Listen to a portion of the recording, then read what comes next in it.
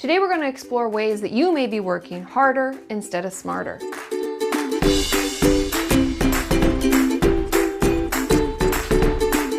Hey everybody, my name is Katie Morton and I'm a licensed therapist, and I have a mental health channel here on YouTube where I educate people about all things related to your mental health. This series has been all about burnout, what it is, how we can recover from it, and how we can stop it from happening again. But today's video is all about how to work smarter instead of harder. One of the things I like to do as a creator, or actually it might be more of a personal thing, but I love creating lists. And one of the ways that I keep myself motivated when I'm kind of feeling like I just can't get anything done, deadlines are creeping up and I'm feeling stressed, is I like to create to-done lists. When I sit down at my desk in the morning, what have I already done? I got up, I showered. Maybe you completed something at night, maybe you already posted on Instagram or you already tweeted something. If you already did something, put it on your to-done list and check it off. To-done lists help us feel like we've accomplished something right away. The next tip, and something that I follow religiously, is 7 things maximum. 7 things on a to-do list is the maximum amount that we can accomplish in a day. Now these aren't ginormous tasks. This isn't like, I need to film 7 videos. So don't force yourself into creating these huge long lists because you'll feel overwhelmed and maybe not get anything done as a result. Whatever the things are, make sure they're achievable within a day. I need to reply to that email. I need to send that thing in the mail. I also need to prepare that video that I'm going to record later. Keeping your list short to that amount means that we can achieve them, we can feel accomplished, and we can do it again tomorrow. And I hear all the time from other creators that managing larger tasks is their biggest struggle. Something that helps me is simply breaking it down in order.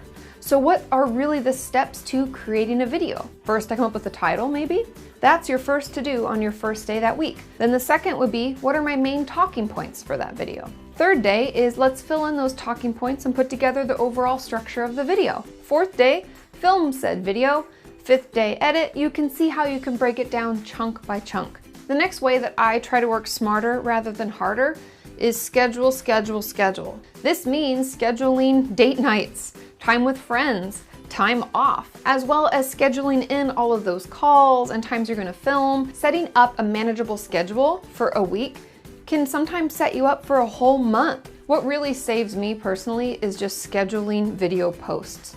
I also write my descriptions and tags out separately in like a doc, and then I copy and paste them the day before they're gonna go live or once they're uploaded. I do all of that work ahead of time so that I can actually take time off. The next saver for me is bulk film and edit. And I know many of you are like, I can't do that, that's not how I work. Unless you're covering the news or current events, you can do this. Everyone is going to be different on the amount of videos they can film at once, but we can prepare a lot of them at the same time.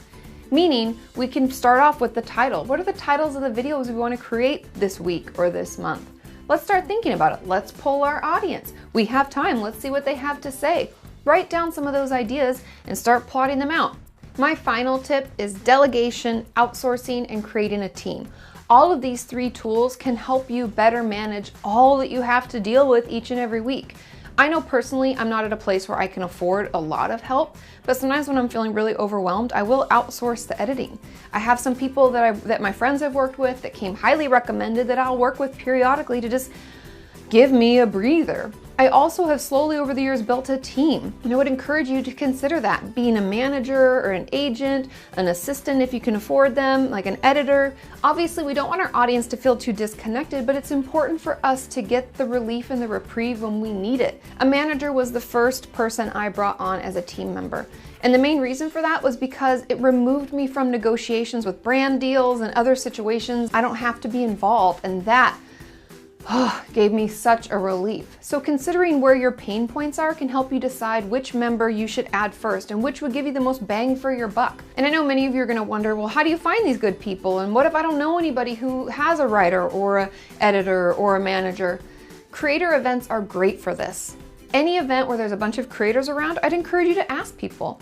I'm always an open book, so if you see me at a creator event, feel free to ask me. How did I find my team? Who do I work with? How did that come about? Because together, we can all work smarter instead of harder. I hope you found this series helpful. If you haven't watched them all, please go back to the beginning and check out what burnout really is and what warning signs we should look out for. We also talk about ways to keep burnout from happening and how to overcome it. And now we talked about how to work smarter rather than harder. And share in the comments, what are some tips and tricks and things maybe I didn't mention that help you work smarter? Because together we're gonna learn more and we're gonna be better creators. Thanks for watching this series. I hope you found it helpful and I will see you next time. Bye.